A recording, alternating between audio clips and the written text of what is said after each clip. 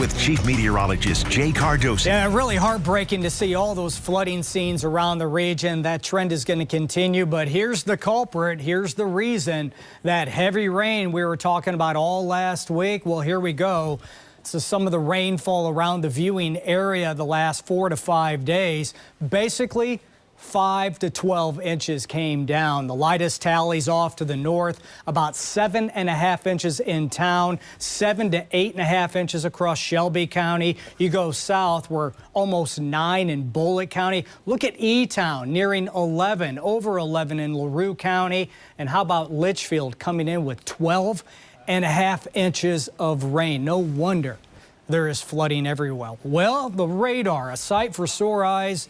Nothing going on. A clean sweep again on this Monday night, and we're going to hold on to dry skies the rest of the night. The entire viewing area looking good. Next rain chance won't arrive until later Wednesday night and Thursday. As far as the cold weather is concerned, it's getting chilly out there, isn't it? Had a strong front move through during the early evening hours. Those winds gusted to almost 40 miles an hour with the passage of the front. Right now, we have mainly clear conditions. There's a live look from the tower cam, and that is the waterfront as we're looking kind of up the Ohio River with the downtown region and some of the interstates on the right portion of your TV set there. 42 degrees, the current temperature, clear skies, humidity, double nickels, a north breeze, still kind of biting out there now, 18 miles per hour. Next 12 hours, well, the low 40s will turn into the 30s pretty quickly as we move through the overnight, mainly clear skies. I think we're going to wake up to 32 or so in the downtown region. The outline areas will likely be in the 20s, and that means some freezing conditions going on. A freeze warning has been issued, and we'll slowly turn around by midday tomorrow. Those temperatures nearing the 40-degree mark. There's that band of clouds that passed through during the evening. Those marked the cold front, and that's now off to the south of the metro with those stiff north breezes behind the boundary. High pressure building in from Canada, and that's why it's on the chilly side. Cold enough the air is to generate even some snow showers up in the Great Lakes. We're not expecting any snow. We'll hold on to clear skies, but certainly the colder air continues to be pushed in by those north winds.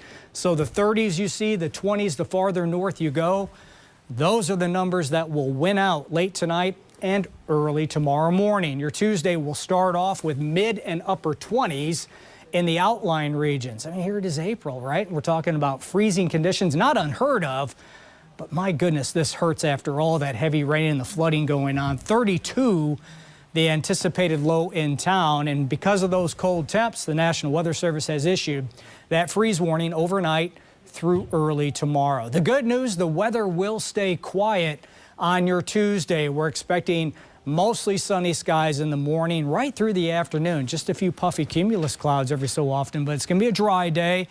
Just kind of a chilly day, especially for early April. These numbers well below average. Middle and upper 40s is all we're going to muster tomorrow, about 49 in town to near 50 or so. But we will warm it up again close to 60 as we move into midweek on Wednesday. Here are the details. Overnight tonight, clearing skies, that's happening. Breezy colder, 32 in the city, 20s in the outlying regions.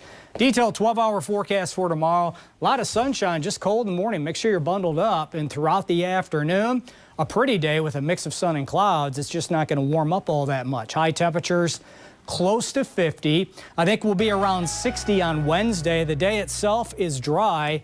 And then late Wednesday night, a chance for a few rain showers returning.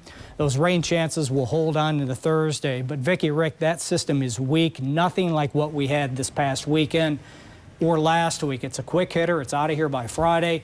And the upcoming weekend will be quiet with warming conditions. Back into the 60s, even 70s early next week. There we go. Yeah. Like that. Okay. Thanks, Jay.